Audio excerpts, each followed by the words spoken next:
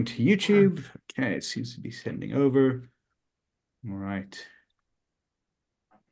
Thanks for joining, everyone. All right, just getting the technicals up and running, and we'll get this going.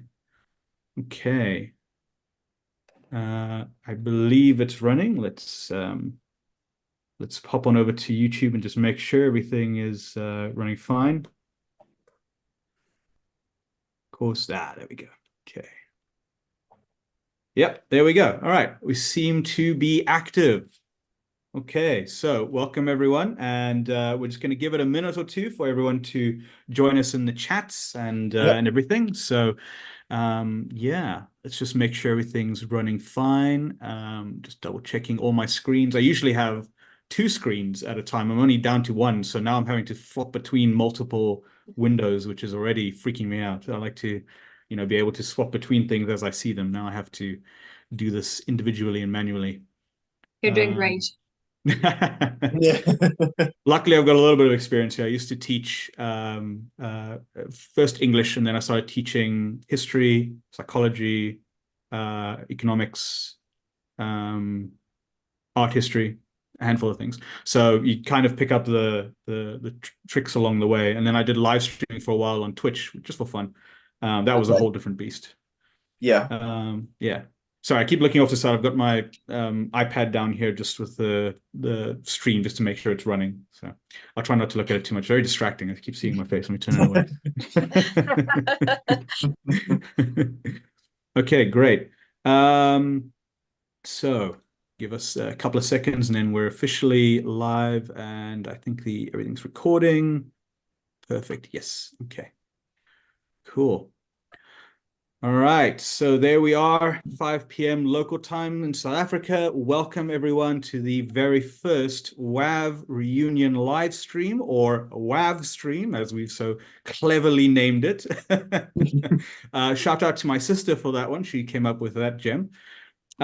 So yes, welcome everyone. I'm looking forward to this. I think this will be a lot of fun. First of hopefully many, with the goal to kind of reunite us all after we've all spread out after having a bit of a volunteering session here at the Wildlife Ranch, and just see how everyone's doing. And of course, when you're coming back, get that nailed down now.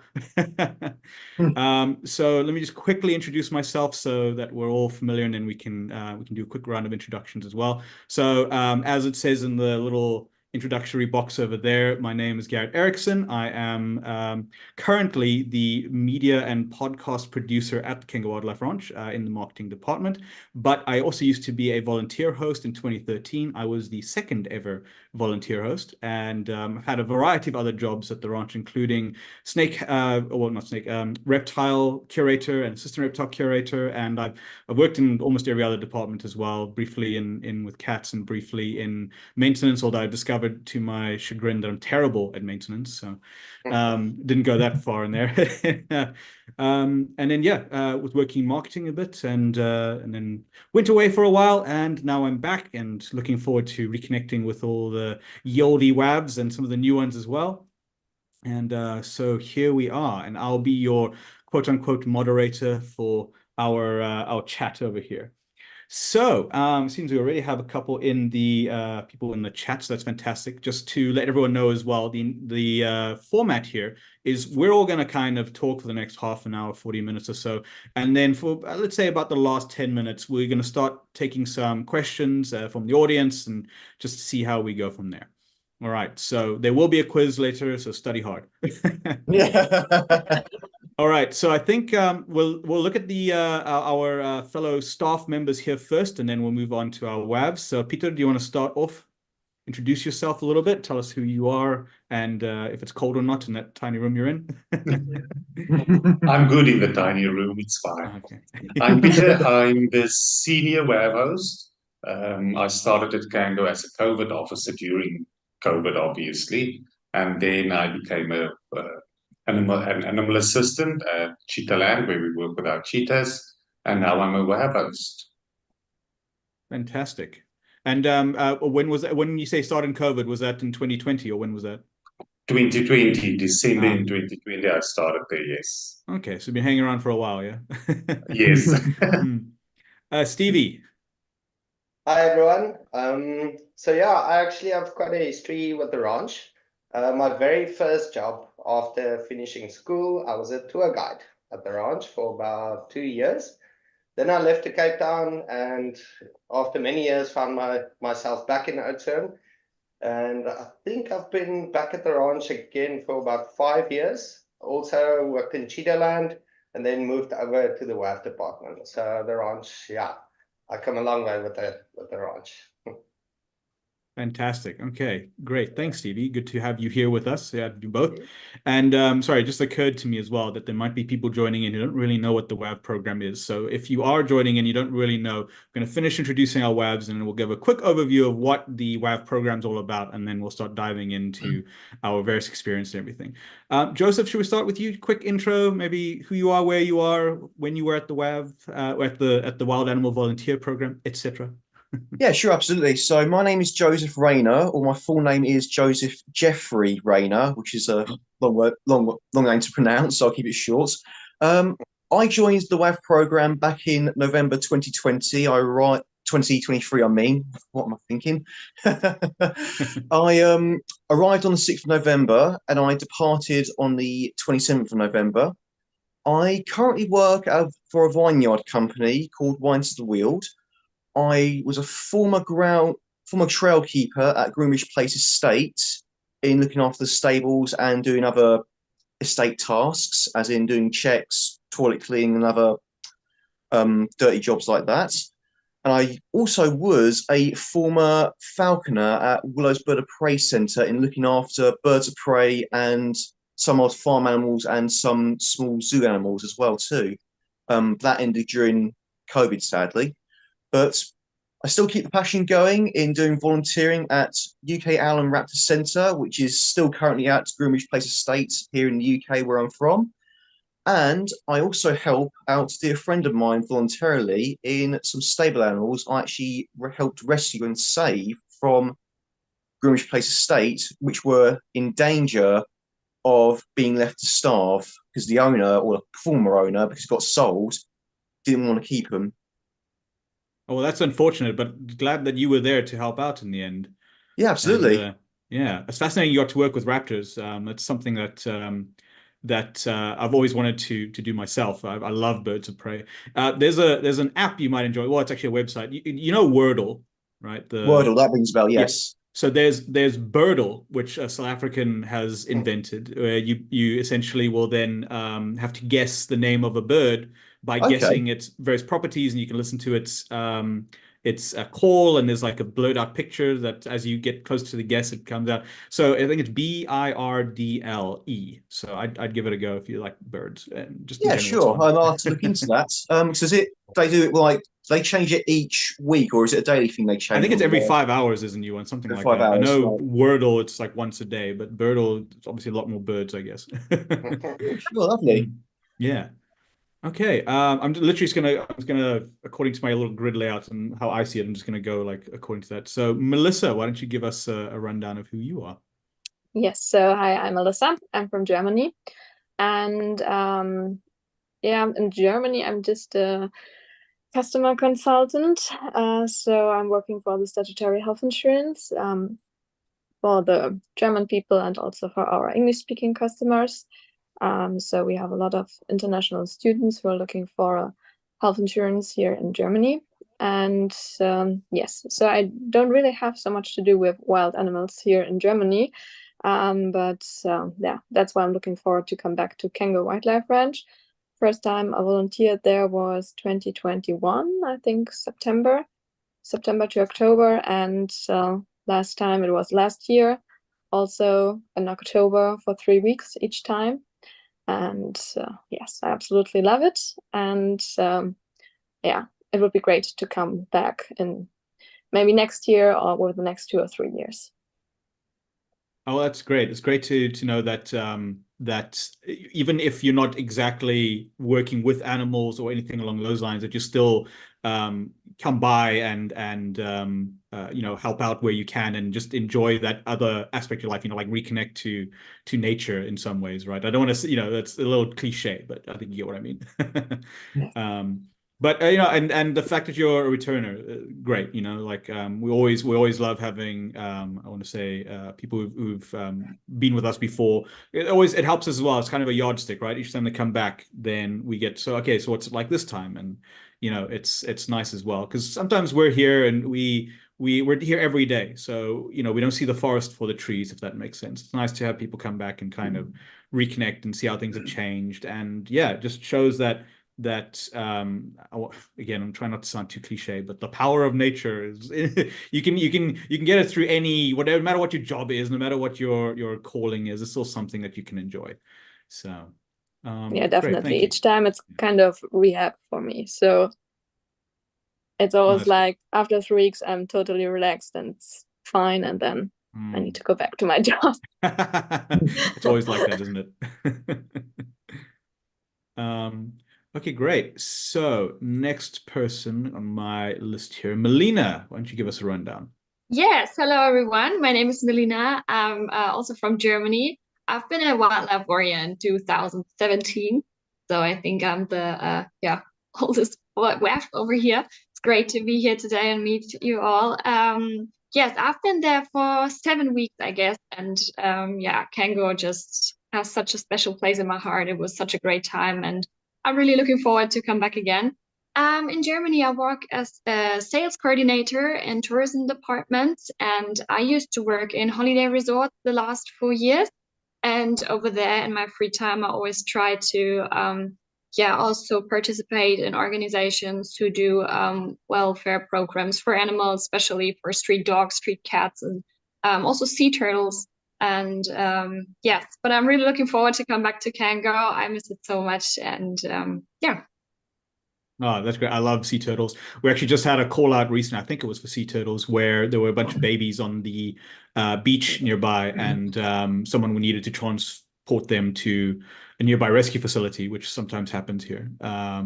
So yeah, sorry, random segue. I love turtles. I love tortoises. Tortoises, I think, are my favorite animal in the whole world. Which a lot of people, they don't always believe me because obviously grew up here with tigers and lions and cheetahs and crocodiles and things, but just something about tortoises and turtles. They're so cool. They're so calming. Yes, exactly. Right. They just do their thing. Yes. Great. Thank you, Melina. All right. And Jane, you're our last but certainly not least. Give us the rundown. Hi, my name is Jane. I'm originally from Australia, but I now live in New York. I first came to Kango in 2020, just before COVID. Had an amazing experience that really kind of propelled me into the world of wild animal volunteering. Since that time, I have also volunteered in Costa Rica at a wildlife sanctuary, in Namibia, and I also did come back again to Kango in 2022.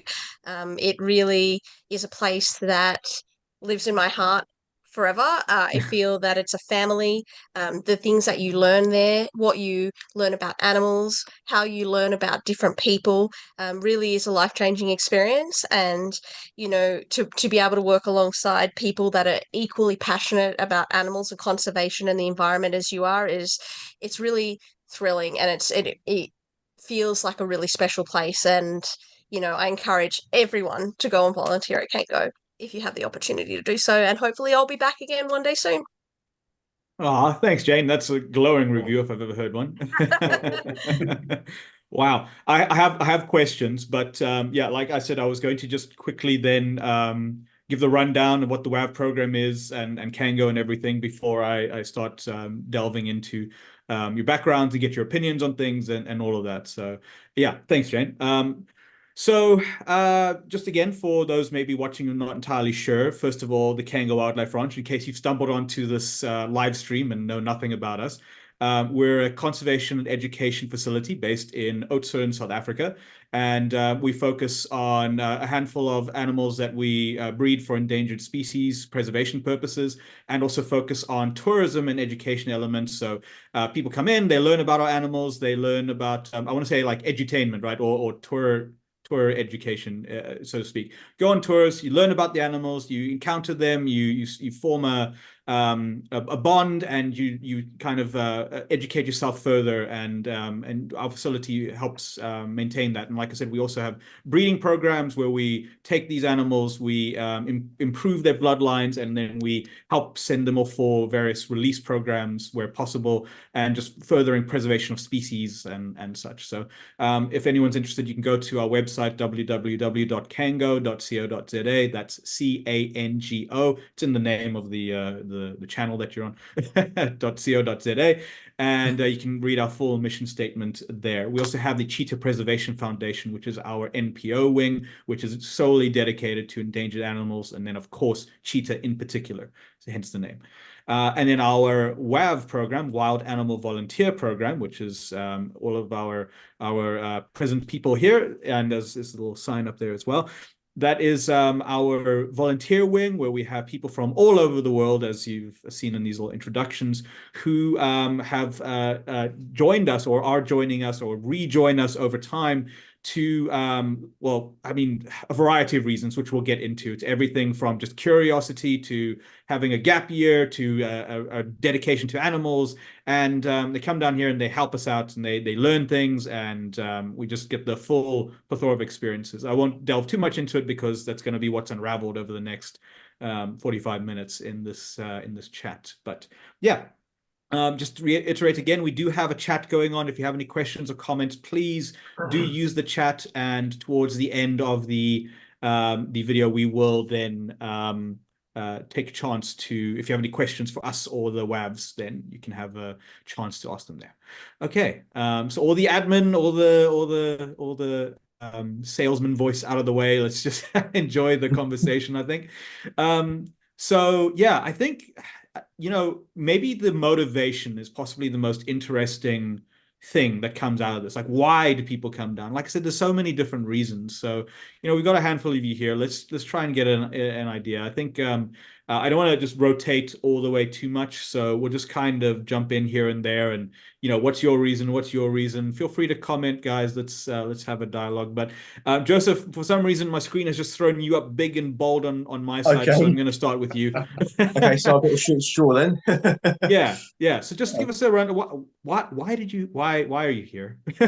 Well, the reason why I'm here today for this live stream is to express well, my experiences as joining the program and how it benefited me. Because my passion, or my dream job passion actually, is to work in a zoo or animal sanctuary that works with conservation in helping endangered species.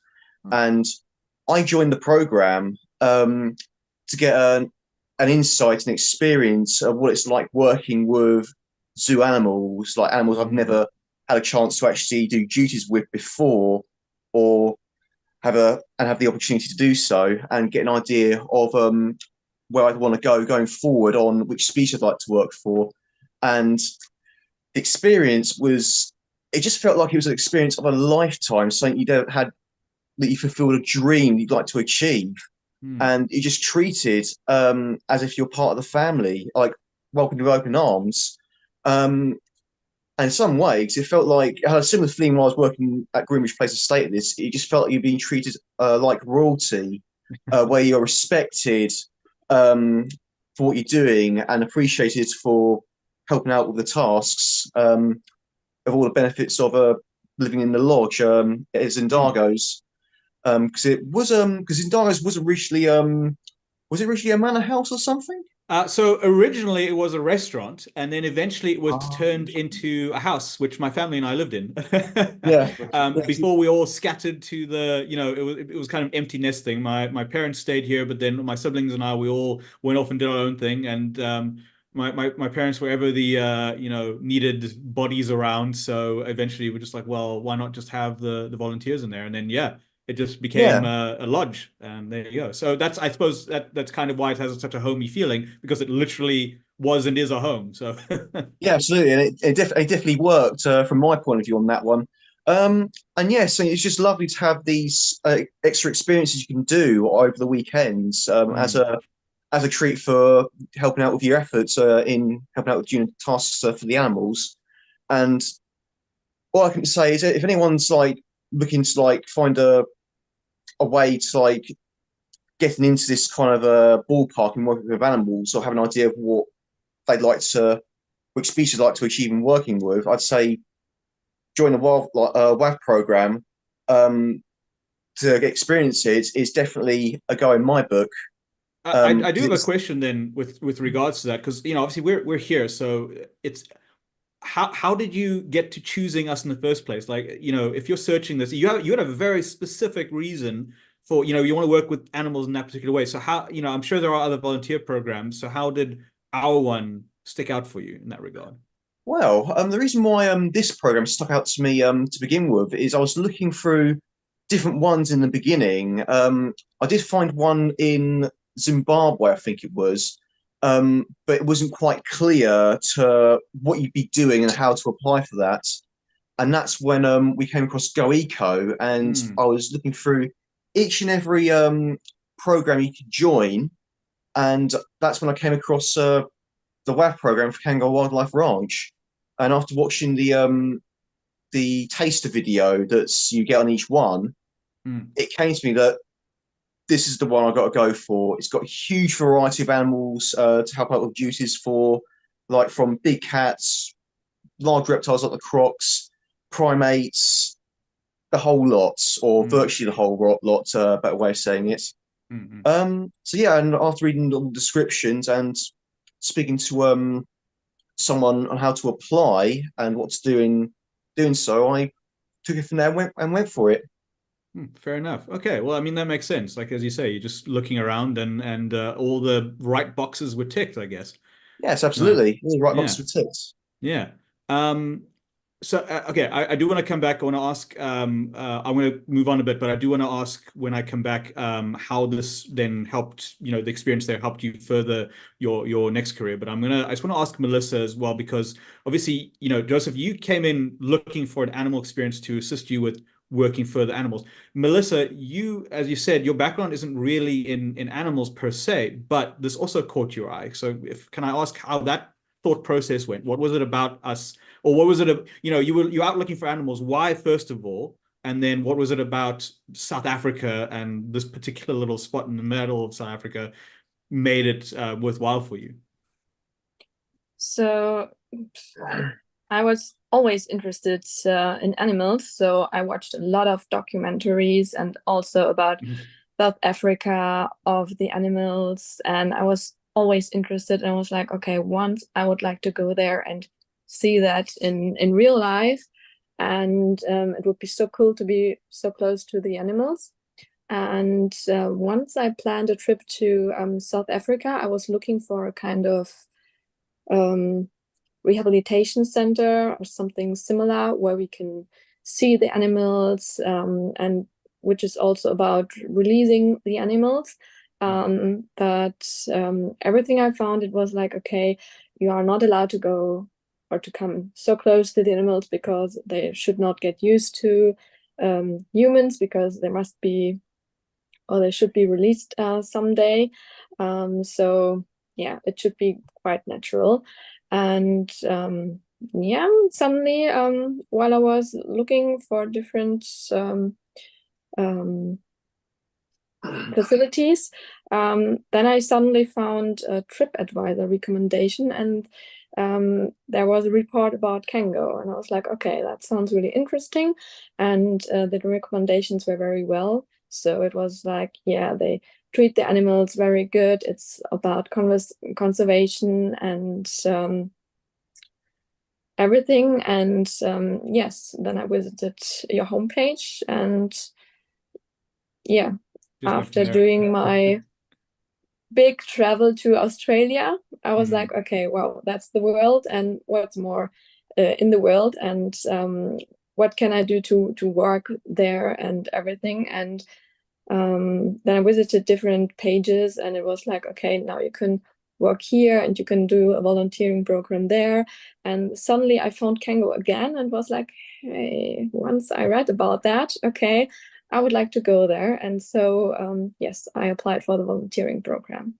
Perfect. I mean, yeah, that tracks. It's a nice easy route down that way, right? It's good. I'm glad you found your way to us, and I imagine then that the experience, right, has changed because again, that's the goal. Besides being for volunteering, the goal at the ranch for just visitors is that when you arrive, you have an experience that changes your relationship with nature and even yourself and your society, and then you go and you take that back with you and you do something with it, hopefully, even if it's something just as small as choosing to recycle, or something as big as wanting to work then with animals or anything in between. So it was an experience like that for you? Did you go back with something different and new? Yes, definitely. So I had another point of view looking at zoos, for example, because when you go to Kango, you have this two information reports about the zoo or animals in the zoo, and yes, when you see how they treat animals in the zoo and to compare it with Kango, it's completely different, and it's so much you start to think about and yes. So okay, good. Thanks, Melissa. All right. Oh, there's actually, I wanted to jump straight to Jane there because Melissa was talking then about, visit to Australia and all that. And Jane, I think you Australia, then the US, and from the other things you were saying to me, you were in Namibia and all that. So you've obviously gone all over the place, and you're from the Southern Hemisphere as well. So respect. No disrespect to the Northern Hemisphere people. We have a special relationship, yeah. Although you've defected a bit north, but I'll forgive you for that. Slight defection. But so you've obviously had quite the experience then with other facilities as well, and I want to kind of pick your brain then on not necessarily why Kango. That's been well established. It's more a case of what is it that about these kind of volunteering programs that give you a positive impact in your life and in conservation in general? And how do you think, would you encourage other people to volunteer at these programs whenever they can? What do you think on that? So, yeah, I mean, I, like probably everyone else here, have loved animals from an early age and always used to enjoy going to zoos. But as I got older, I really started to question like some of the facilities that I was going to just didn't feel that the animals were there for the purposes that they should be there, which I think is really around education. Because once you educate people and explain how conservation works and why it's so important, that's when you start to learn more, and when you know more, you do better. So I kind of wanted to see what else was out there. And I think, being somebody that loves travel generally, I was drawn to Africa on a whole. And I actually started my experience not just volunteering at Kango, but I did some volunteer in a township near Cape Town as well. And I wanted to kind of balance that out with volunteering with animals, really to get a sense of the culture and understand like where are the people coming from as well, because I think it's great to learn about the animals, but what is the culture and the society like? How do people get these kind of views, and what are their thoughts on animals? And I learned that as well when I went to Costa Rica to volunteer, when I went to Namibia to volunteer as well. It is also about the community and the society that you're living in. What are their views towards animals? How do they treat animals? Because I know, for example, in Namibia, some of the programs that they instill there, it's not just about helping these animals, it's about educating the community so that they understand like why it's so important to focus on conservation. Because once you educate those people and give those people opportunities to view things in a different way, that's when you're going to start to see change. So I think, the ability to be able to also see, okay, these are some animals and wildlife I'm going to experience in Africa, but then also to compare it with Costa Rica that has completely different wildlife. A lot of the problems are the same, and it's really around educating the society and educating the community.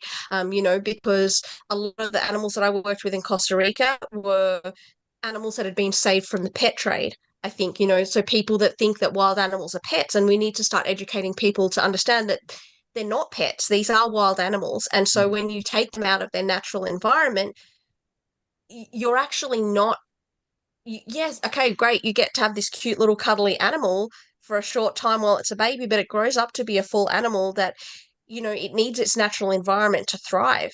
You're not you, and then by taking those animals out, you're then affecting the ecosystem.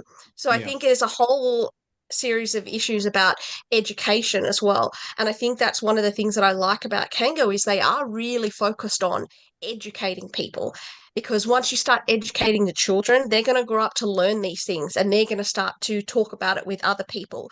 So I think, for example, the Volpro program that you have as well, where you're really educating people on the plight of vultures, I think is really important. And the Cheetah Preservation Foundation, really great example as well. I think these are ways that we can start to spread the word about things and educate people so that they can view animals differently and view wildlife in a different way.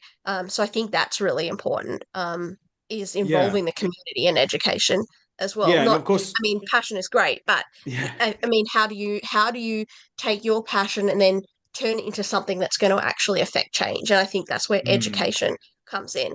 And Kango does a great job of really educating people. I mean, both times that I've been at Kango, you see school groups going around and learning and talking about, where these animals come from, what their habitats are like, what dangers they face in the wild. And it's not just about re-releasing animals into the wild either, because it's not as simple as just saying, okay, well, we've rescued this animal, let's just go and put it in the wild. You need to understand that background of that animal, Mm. because, an animal that hasn't had human exposure, for example, you can't, okay, great, you can go and put them in the wild. But what about animals that have had human exposure? If they're not used to seeing humans as a threat, that's where they're going to face dangers in the wild. So there's a lot of things that you need to educate people on.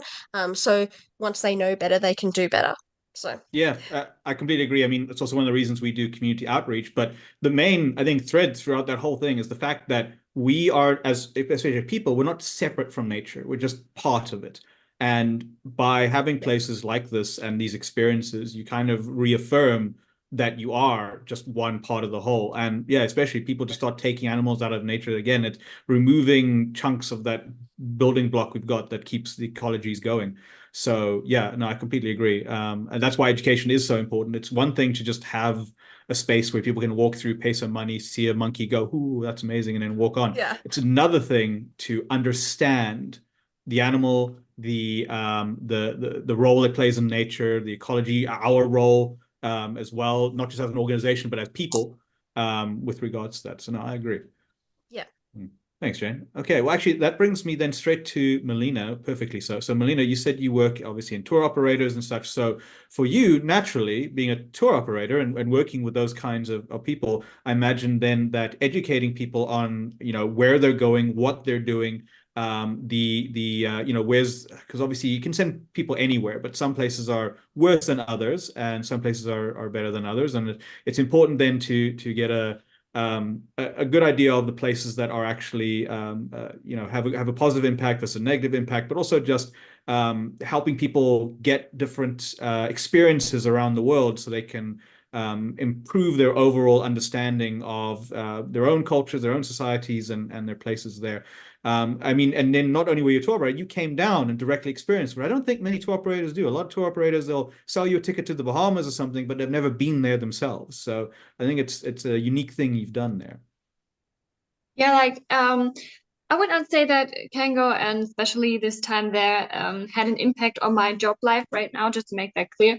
It's more like of me becoming so open-minded for the world. When I came to Mm. Kango, I just finished school and was a shy little girl and I want to go out and see the world because I've just been in Germany and went to school and stuff. And then I came to Kango and everything about the animals and about the program was just so nice. And I'm also a person who loved being with animals and who was so fascinated from the African continent my whole life. But I think everyone just talked about or told their experience about working with the animals. What I want to tell is my experience of me becoming who I am today, thanks Mm. to my experience of being a wildlife warrior.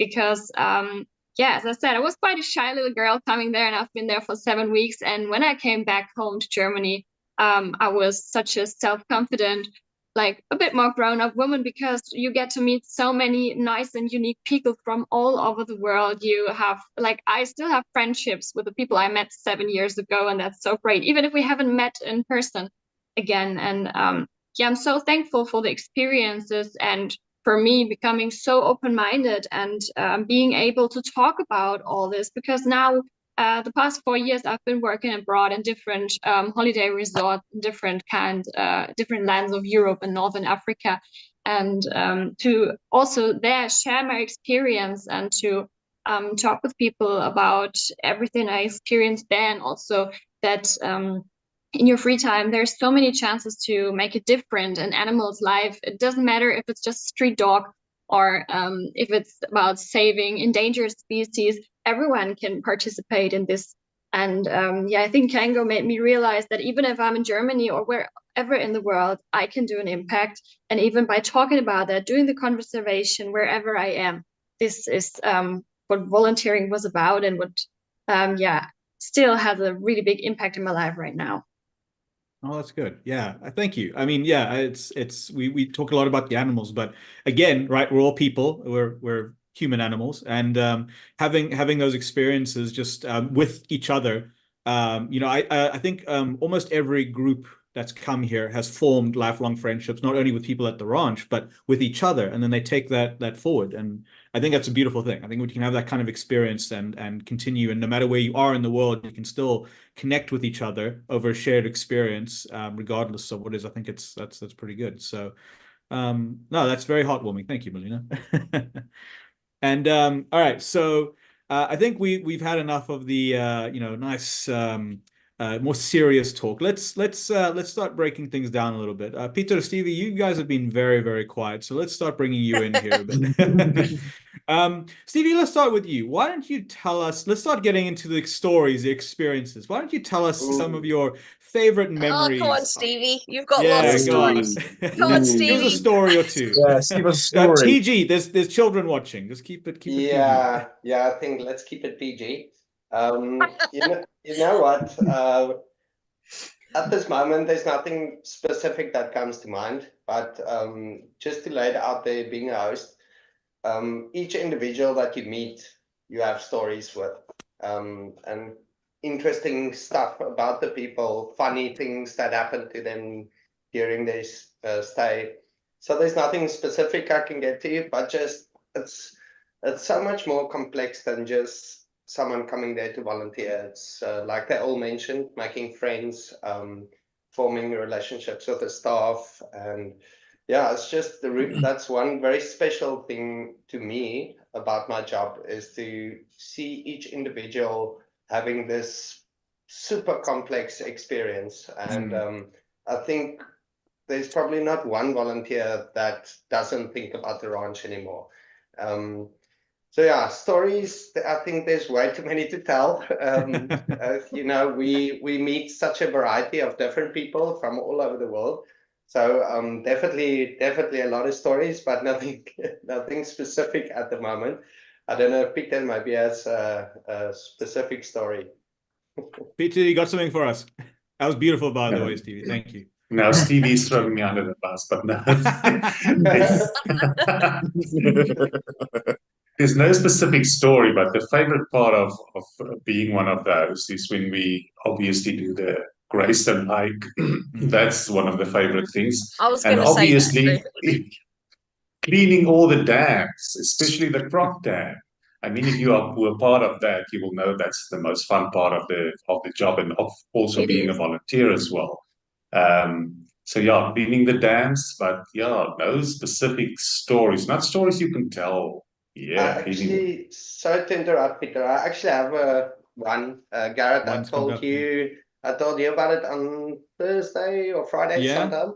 So on the board behind you, I don't know if you are able to zoom in a little bit, but there's somewhere in the circle. I'm just gonna pin myself. Somewhere in the circle next to your head, there's a Afrikaans name written in chalk that says Yapi. Oh, Yapi, is that one there? I think I'm pointing at. Yeah, so wait, let me get my hand there. There we go. Just to give you guys a bit of insight, Yapi is like one of the most Afrikaans names you can ever come upon. It's Yeah. very, very Afrikaans. And one of our previous hosts, she's now a curator, Didi. She's always giving random nicknames to the volunteers. So Jane, she will call Sarah, you know, and then she will stick to that name, the nickname. And so Didi looked at the volunteer. His name is actually Midas. She looked at him one day and she checked him up and down, and she's like, "You're not a Midas. You're definitely a Yapi." And from there, she kept on calling him Yapi, to the point where before he left, he got a tattoo here in Oudtshoorn, and he actually got the name Yapi tattooed on his ankle.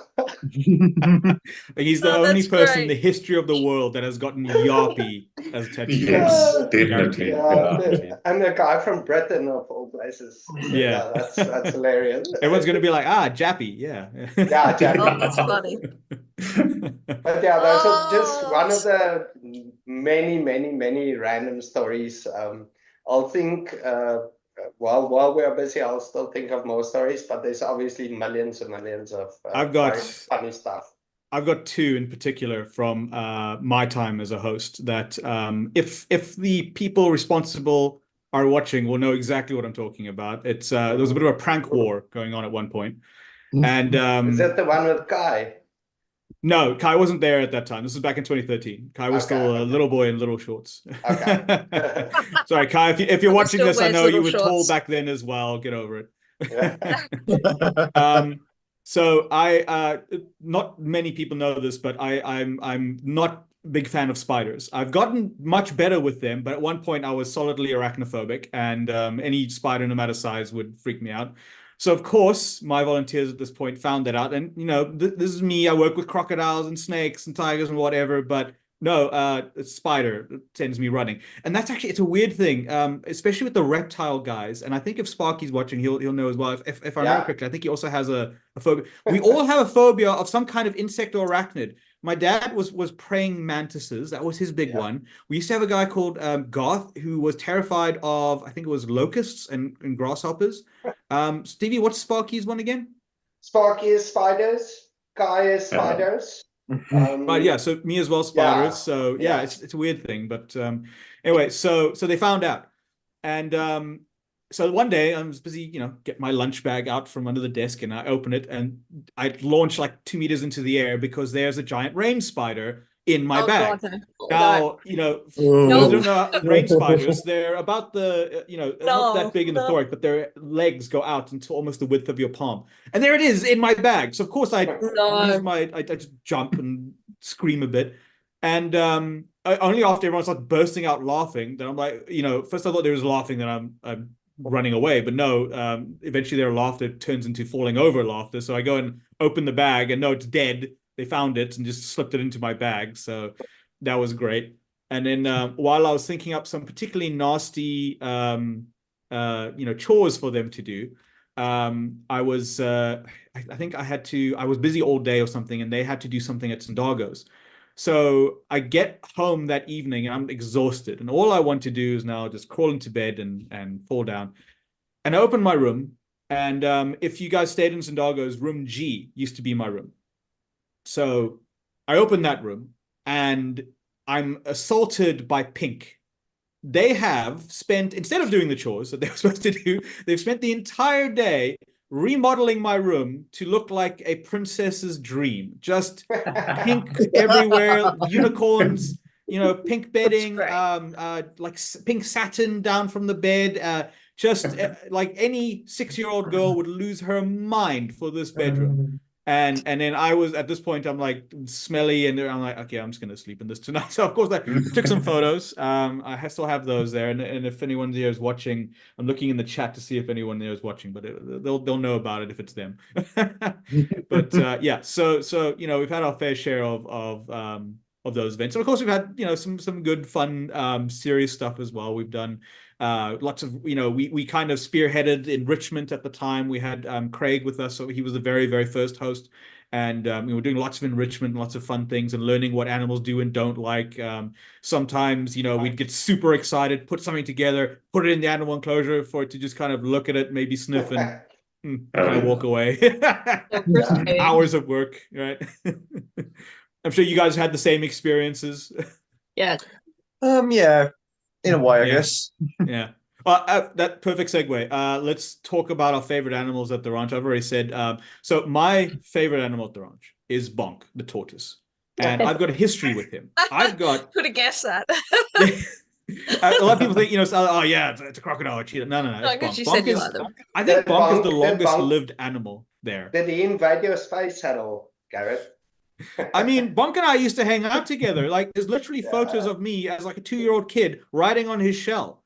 Like, I used to hang out with him all the time. Tortoises live hundreds of years, so he's going to They be do. around. He's going to be around a long time. Oh So yeah, Yeah. I'm pretty sure he is the oldest. I think he's somewhere 70 years at this point. I'm not entirely sure. Still going strong.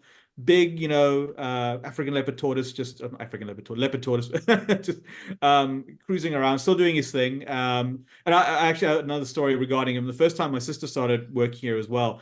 So Bonk likes to go for a swim, which not a lot of people realize that tortoises. Okay, so I get angry about this all the time online. Tortoises and turtles, right? They're two slightly different things. Of course, all tortoises are turtles because they fall under that animal family, but not all turtles are tortoises. But it's kind of like, if you want to compare it this way, tortoises are tanks and turtles are, I suppose, amphibious vehicles that can go on land and in the thing, unless it's a sea turtle, in which case mostly sea. But anyway, so Bonk, it's very hot, decides he's going to go for a swim, which he does sometimes. He's big and floaty enough. He just goes in. My sister comes walking past, doesn't know that Bonk can float, jumps in there, starts trying to pull him out. And again, Bonk is heavy. Like, I think he's upwards of maybe 25 kilograms, if not more. And segue to that, my dad once dropped him on his toe at one point, so that was a lot of fun. But yeah. So she goes and tries to pull him out, and she's like, "I want help." She thinks this poor tortoise is drowning. And I think I'm not entirely sure when this was, but some of the staff members came by and were just kind of like, "What are you doing?" It's like, "Can I save the drowning tortoise?" He's like, "No, he goes swimming. It's what he does. It's his thing." So to this day now, whenever she walks past, she kind of like gives him the side eye, watching you. Yeah. But I love little experiences like that. So Bonk is my favorite tortoise. And if you're interested in why he got the name Bonk, won't repeat it on here. Feel free to message in, Yeah. and we'll tell you exactly how he got that name. That's why Right. I asked you earlier if he ever invaded your space. If you know Oh what I mean. yeah, well he did the thing where he kind of nudges at your leg, or in Yeah. Bonk's case, he kind of does a bit of a run up and almost takes you off your feet. He's pretty fast for an old tortoise. All right, so let's do it the other way around. So Melina, why don't you give us your favorite animal and maybe a little anecdote or story if you have one? My favorite animals have been the meerkat family. To that time, when I arrived at Kango, there was just one meerkat called Bam Bam. It was quite a huge, heavy one, but he was always so cute. And I was so lucky to see how the curators introduced a girl to him, because they found her. I think she was injured at the time. And when I was there in my 7 weeks, there was quite a big event when Bam Bam was introduced to his new girl called Macy. That was really, really cute. And then even a week later, they found a baby meerkat they named Scout. And we volunteers were so lucky to be able to spend 2 weeks with him. He was separated from the bigger ones to just figure out if he's fine, if he will fit himself. And that was so great. And even when they put Scout also to the other two, and they start bonding and creating a family, they were just so cute, and I absolutely loved them. Oh, that's adorable. Yeah, I think the meerkats are probably the most popular collection of animals, and I don't have it now. My other background, wait, let me swap to my other background. Let me see here, because that one, yeah, there we go. I think it says meerkat, meerkat, meerkat right there. Like, I swear they're the most popular animal on the ranch. Everyone loves them. They're so cute and always like standing up and everything. And They are. yeah, almost every volunteer comes to say something. And I mean, they're the most animated when it comes to their enrichment as well. I mean, I guess apart from the big cats when they like to climb into a box or something, right? But yeah, the meerkats are great as well. Yeah, Bam Bam used to be my favorite when I worked there as well. Besides Bonk, obviously, it was a tie, but that was great. And I don't know if when were you here last again, Melina? It was I've 2023, been right? 2017, so it's quite long Oh, ago. I think okay. all of the three are watching us from above now. I think they're not alive anymore, but yeah, they're still in my heart. No, of course. I mean, I don't think they ever leave us. All the animals. I think a lot of our staff can still name the ones that have passed by name, you know. And but our meerkat family has expanded, and we're hoping at some point to expand their enclosures as well to kind of expand that family. And we've gotten a nice new three-legged meerkat. Peter, what was his name again? Loki. Loki, yes. Yes, absolutely That's adorable. great. So watch out for some videos and things of that on the YouTube channel. There'll definitely be We'll appearing. definitely do. Jane, give us some animals. Oh God, this is such a hard choice. No meerkats and tortoises. This might not come as a surprise to some people, but Joe and Jolie are Jolie. my favorite. Like, this is not a surprise to Stevie, I'm sure, Yeah. because I just absolutely love them. They are like so fluffy. And like the first time I came, I like had an interaction with Joe where like he came and like curled up under my arm and then started licking my arm, and he was just, I like fell in love with him. I'm like, he is the cutest. And now he doesn't do encounters anymore, but Jolie is still amazing. I just think they're the cutest animal, and they're so curious and like. Sorry, just to let you, fluffy. they're lemurs. They're lemurs, right? It's just Lemurs, not the no black and staff white members or ruffled anything lemurs. like that. Yeah, I should actually get black and white ruffled lemurs. They're so cute, and I just like I can't even get enough of them and their little antics, and I think they're so funny. Look, they're definitely my favorite. I'm still a little bit partial to the bat-eared foxes as well, and Solo on Greystone. I think they're like both of them at Greystone. When you go to Greystone and you interact with Solo and then you interact with the bat-eared foxes, they're just so cute. Like, it's just I'm also very partial to that. So Yeah, Yeah. I think the lemurs, especially when they're cantering about in their the canopy, funny. and when they're doing their calls, and just when they decide to get like a little fluffy with you, it's the best. They're just so fluffy. They're just like they're like little fluff balls just running along. I just love them so much. They're so cute. I couldn't get enough. Stevie, I probably said to Stevie every day, I was like, can I go and see Jolie today? Like, I'm sure like almost every day I ask, because I'm I think for the first week after you left, I had dreams about your voice asking me to go to Jolie. Set it as his ringtone. Yeah. Shocking. I know. I can't help it. They're so funny. It's great. I agree though. Melissa, who sticks out for you? So my favorite is Suri, so the white tiger next to Zindagos. So when I came in 2021, it didn't take long. So I was like, okay, I really need to adopt her. And I think it was in week 2, and I was like, okay, I need to sign it. And so I adopted her.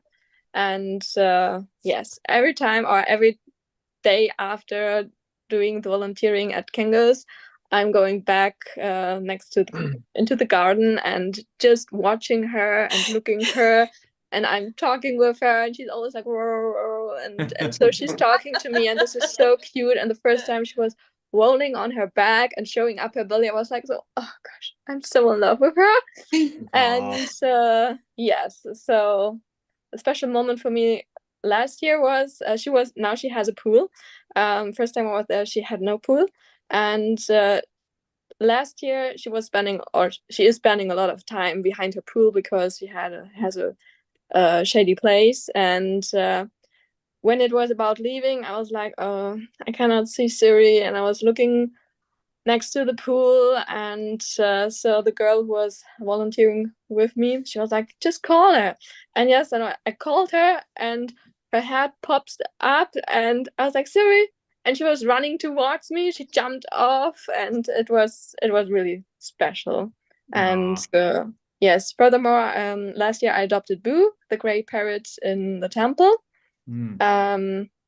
So he's also really special for me. And Nanji, I love her. She's an absolutely beauty.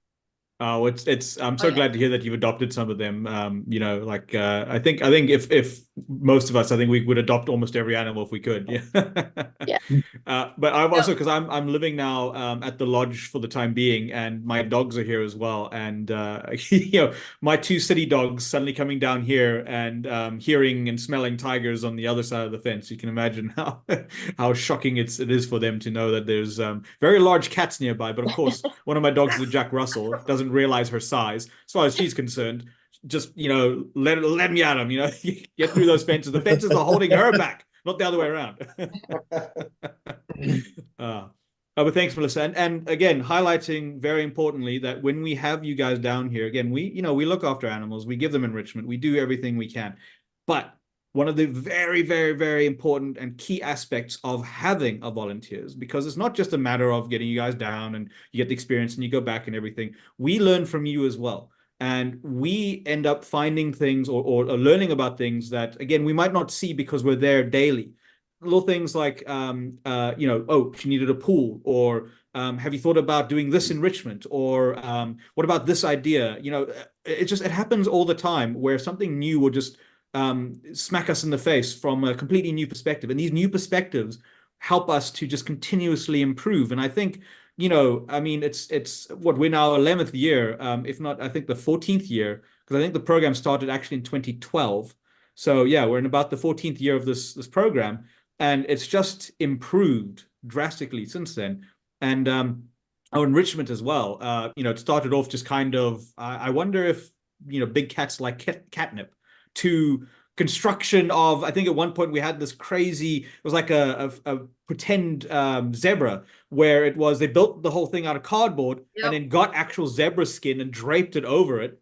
You know, like from a freshly killed zebra, and then chucked it in there. I mean, that's very cool.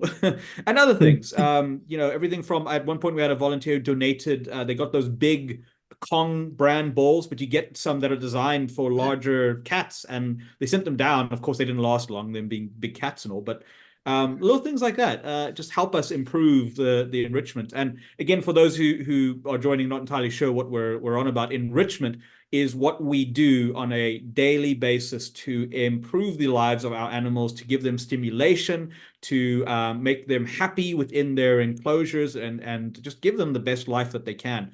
And I think just, you know, I don't want to speak too biasedly, but as far as I'm concerned, I think these animals, you know, none of the usual stress behaviors we've observed. They don't pace, they don't tear out their fur. They're very content. They're very you know, well behaved. They eat well. They do well. As far as we're concerned, I think they're doing perfectly well. But we're always improving. We're always looking for new things, and we just keep going. Anyway, sorry for that segue.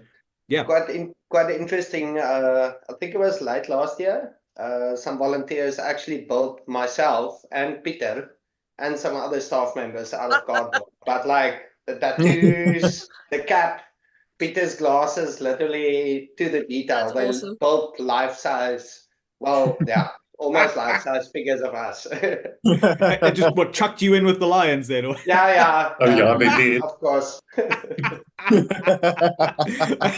So I know you're like, oh, it was so sweet and everything. I think they might have had it out for you. Just maybe lock your Yeah. doors a bit at night when they're I think there was something deeper with that whole thing. Well, you know, maybe we should do that again, but this time we'll chuck a GoPro in there and we'll get you to voice it, you know. Yeah. All right, Joseph, hit us up.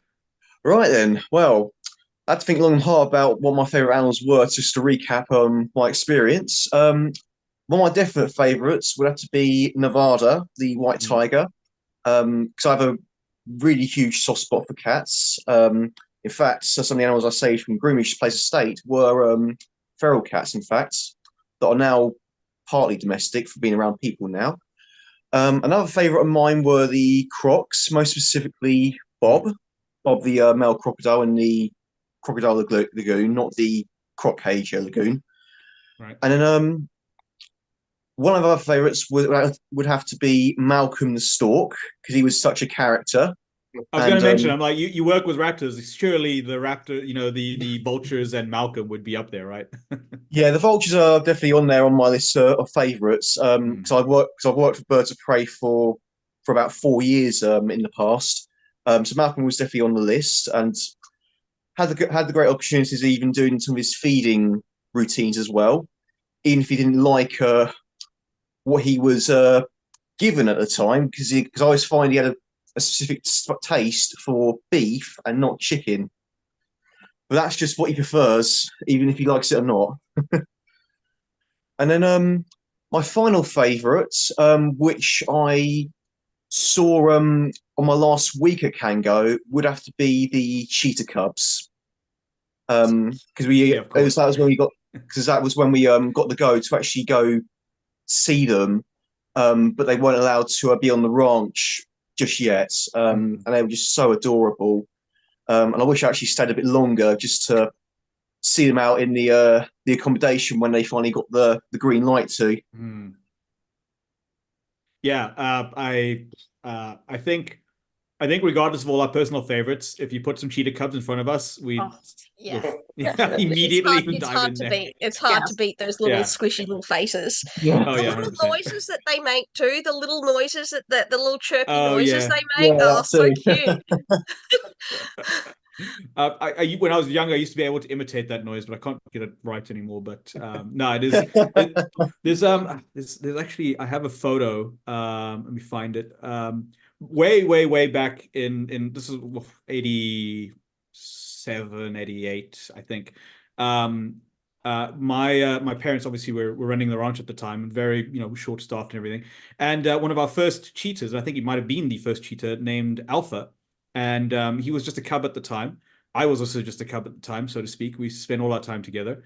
And there's a photo that we have of, I'm just trying to find it now, of when they would often just put me in a like a little enclosure with Alpha, and we would just play all day.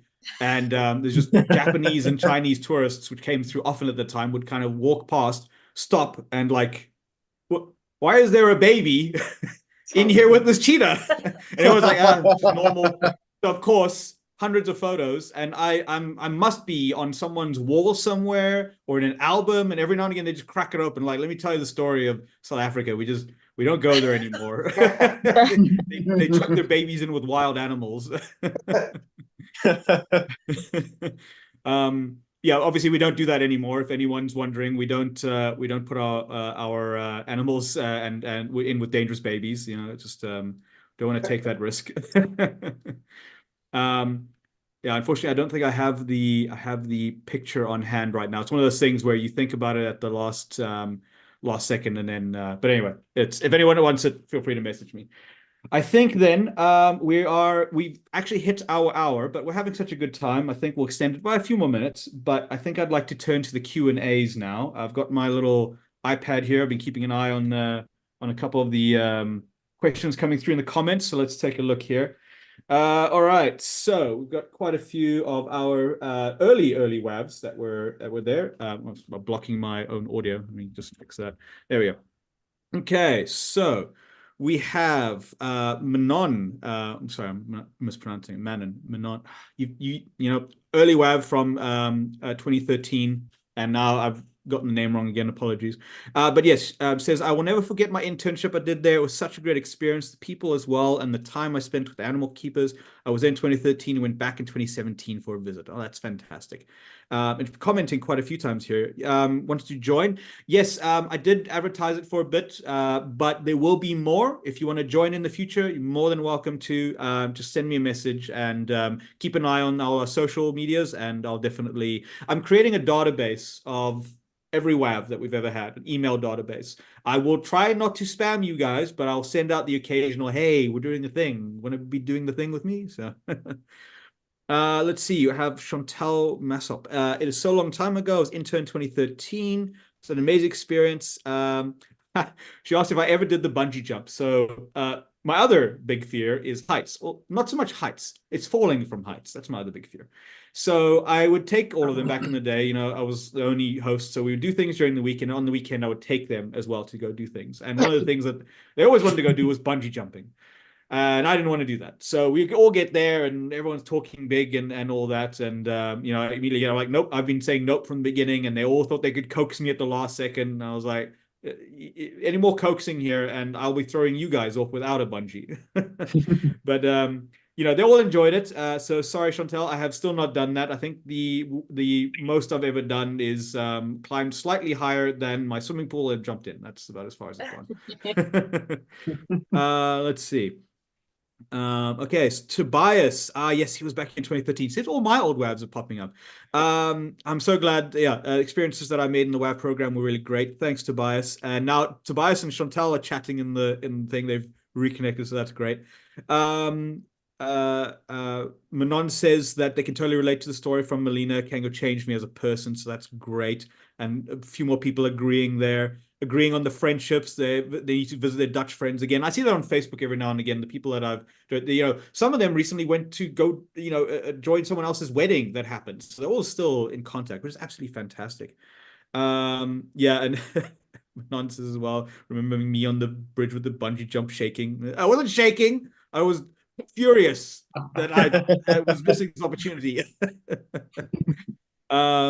Happy about the enrichment. Okay, so no questions so far. Everyone's just commenting about how much they love. And apparently at Sindagos is like a Disney movie.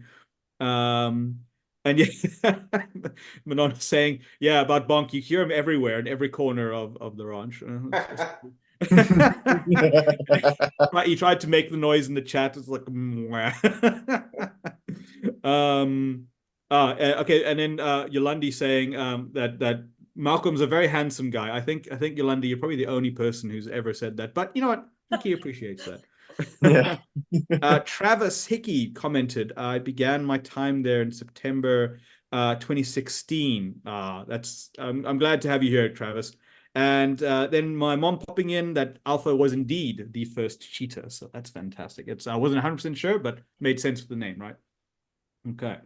Well, that's all from our chats. Obviously, everyone who's on the chat are former WAVs and stuff, so there's not really much questions to ask. But I think everyone's enjoyed having their experiences and sharing and everything. So, yeah. Any final words, guys? I think we'll start to wrap up at this point. Anyone want to any final anecdotes or comments or anything? Well, yeah. I mean, one thing I'd like to add is if you ever hang a wildlife ranch, one thing I'd definitely recommend is buy some of their t-shirts. If you go pass by the shop. We're going to be working on some new t-shirt releases coming up. We're going to be getting a lot more active online and our socials. We want to get more dynamic with our merchandise as well. We want to get some nice logos, some nice designs. I think we're going to get quite far. And of course, enjoy our food down here. I think I'm particularly obsessed with crocodile burgers. I have been since I was a kid. I absolutely love them. A lot of my friends aren't too partial, but that's their loss.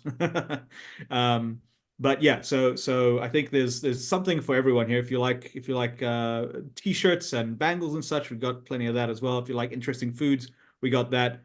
We used to go so far as when we still had the restaurant here, we would put a Mopani worm into a bottle of tequila, and then that was a shot that you had to have.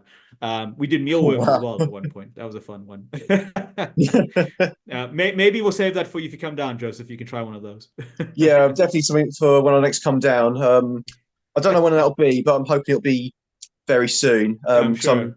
I'm looking into changing jobs at the moment because my current job has been going a little bit iffy currently due to some issues. I won't exactly say what they are, but yeah, it's maybe come to the decision after trying to see if I can sort it out that I'm going to change jobs. So it's something I'm going to look into next month. And yeah, work on getting the finances up to next time come back. And one thing I have definitely decided is when I do, ask if any of my friends would like to come join as well to witness and enjoy the experience too. I think I would definitely encourage something like that. It is great to come down as by yourself and just integrate and meet new people and everything. But I think for it, either first or the second run, bring friends. I think and a lot of people come with their family. They come with their mother, their grandmother, their dad, a whole lot of, and they come down. And they have a big family experience, which I think is a lot of fun as well. And again, the ranch in and of itself is family oriented environment. So I think doing something like volunteering, I think it's a really good bonding experience between family or friend members. So yeah. Yeah, and in fact, one thing I didn't get to mention as well, part of the reason why I joined the ranch is because I had help from a family member in getting to join the project. That's good. Who unfortunately is currently deceased. He passed away back in 2022, but at least he gave me some help to achieve that. Oh, that's good. You know, sorry for your loss, but I'm glad that they at least got you onto that path. And I think that's something that maybe we can all, you know, take away from here, again, not to be too corny, but you know, encourage everyone that, you know, to go out and live these experiences and bring them back and just kind of share them and improve your overall area. I think that's a very big message we have. You know, it's a matter, you go and you learn something, don't just walk away with it. Apply it, use it, do something with it to help the people around you and your general, not just the people, but obviously the animals, obviously as well. And your local, you know, support your local animal organizations, everything from your SPCA to, you know, Raptor Park and everything in between. Do whatever you can. You don't, you know, it's not all of nature isn't just contained in wild South Africa. There are plenty of opportunities. If you live in a city or anything in between, support, you know, find out what your local area options are and go out there and you've got these experiences, take them and use them. Yeah. Okay. Yeah, well, everyone, I think that's about it for all of us. I think that's we can wrap it up there. So I'd like to thank all of you for joining us. I think it's been an absolute blast. I've really enjoyed this. Thank you so much for this opportunity. Yeah, thank you too. Yeah, thank you very much. Yes. My pleasure. I think, and thank you to everyone in chat as well for sharing your comments. I hope next time we have a lot more people joining us and we can just keep these conversations going. And yeah, if anyone is curious about the WAV program, you can go to www.wildanimalvolunteers.com, Wild Animal Volunteers, all one word, and give us a contact there, or www.kango.co.za. Otherwise, keep an eye on our social media accounts, and we'll definitely let you know when the next one is happening. And for the rest of you, like I said, we're going to be doing more. My job title is podcast manager as well, so I'm going to be launching a podcast soon. We're going to be doing some really interesting things. So yeah, please keep your eyes on. Contact us. Be in touch. You know, I've got you guys on a group. We'll keep this moving forward. Okay. Yeah, absolutely. Thank you. Thank you so much for all your experiences. This has been eye-opening for me as well. It's been fantastic. All right. Shame. I think nice some of you. Nice to see you, Peter and Stevie. Yeah. Bye. Nice seeing you guys. Thanks, everyone. Have a good one. Better see you guys in the next 3 months. Yes, we'll work on that. Yeah. Definitely.